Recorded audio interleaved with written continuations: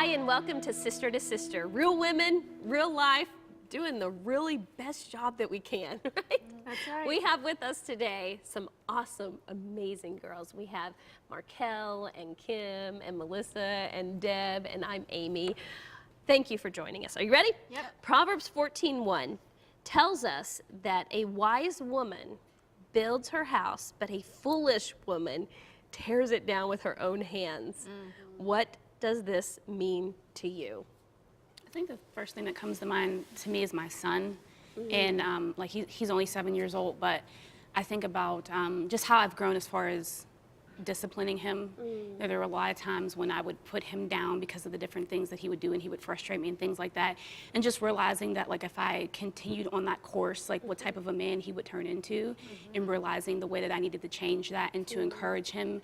And even if there were different things that, you know, he did to make me upset, just like realizing that those are teachable moments, and realizing more importantly how God loves me, so to realize that that's how I need to treat him, because God doesn't tear me down whenever I do things that are wrong. He doesn't slap me around and, you know, at the first offense. So that's what it sticks out to me, is just learning how to build up my son instead of tearing him down. The woman to me is like the heart of the family. You're either building your family up or you're tearing it down. And I think we have a lot of power, you know, and you know, unfortunately I see a lot of women who really do kind of tear down their kids at times, or their husband.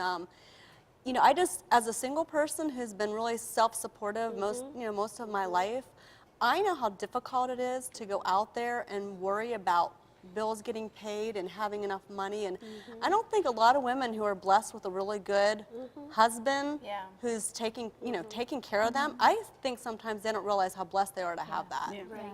Yeah. And they really need to remember that. Yeah, I think in a society where we're so fast to whine and complain about what we don't have instead of appreciate what we do have. And I think that a lot, and I know that I'm guilty of this, especially, you know, I'm trying to get better at it, but there are so many times I just throw my hands up and go, I give up. I give up on making my home peaceful, clean. I just give up, you know, and of course then you realize every bit of work you put into it makes a difference, because if you do nothing, that place literally falls apart. It like almost tears down. And that also affects my children when they see me not give up, and they see me staying optimistic and being like, let's just play some worship music and clean as a family. But it's not just obviously cleaning, it's the whole atmosphere of the home, you know, like just not the screaming, the bickering, and just trying to live by example and making your home peaceful. I think too that building takes time. We think it's just going to happen, but if you build a house, if you build a life, if you build a business, a marriage, it just takes time. And really we're living today what we built yesterday and the week before and the month before. So it's really like our decisions that we make, it's our words that we speak out of our mouth, it's how we choose to see life. And if you keep thinking bad thoughts, you know, right thinking, right living. If you keep thinking depressed, down, out, victim, then you're going to really build that life You live it out. of depressed victims. So I love this analogy. I don't even know who gave it to me. It was a woman is very much like the thermostat on the wall. You know, she's the control that really determines how hot and how cold. And you think about it, we do in our homes, we are that control. And I love what you were saying, Amy, about how we need to watch our actions and our mouths and so forth, because people will play off of that. Our spouses will play off of that. Our kids will play off of that. And we are the ones that set the tone, you know, for our home. And that's a great responsibility I believe the Lord has given us, you know. To shift gears just a little bit, we're going to shift the dial. Name a woman that you admired as a young girl, and what drew you to her? My best friend's mom, Tammy Adams. Now, my mom was great, and I had a lot of women, but this woman, Tammy Adams, ran her house in such a way. I mean, the whole house was very cynical, very light, they were ministry, so they're very, you know, God-fearing people. But every time I was there, I laughed. And there was just this sense of unity in the family. And I tell her still today, I'm like, so much of who I am, because now my house kind of is run like that.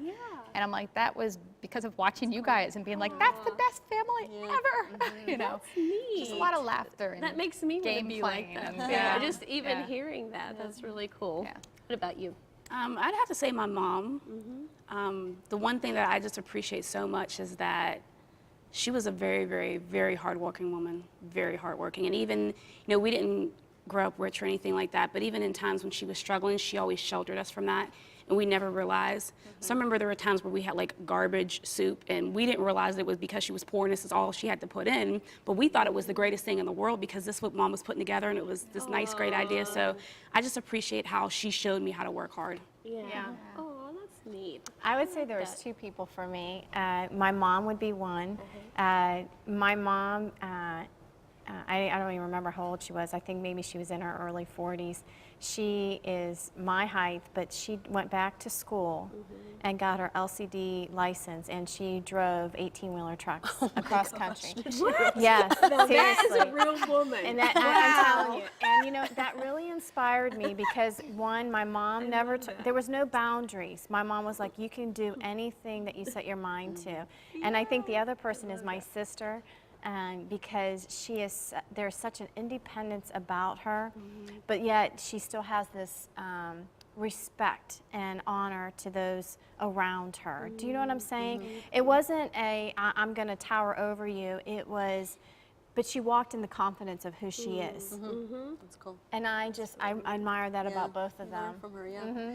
My mom was a great mom. She had me when she was 18 years old, and she would tell me she didn't know what to do when she brought me home, and she really was a great mom. She's always been there for me all my life.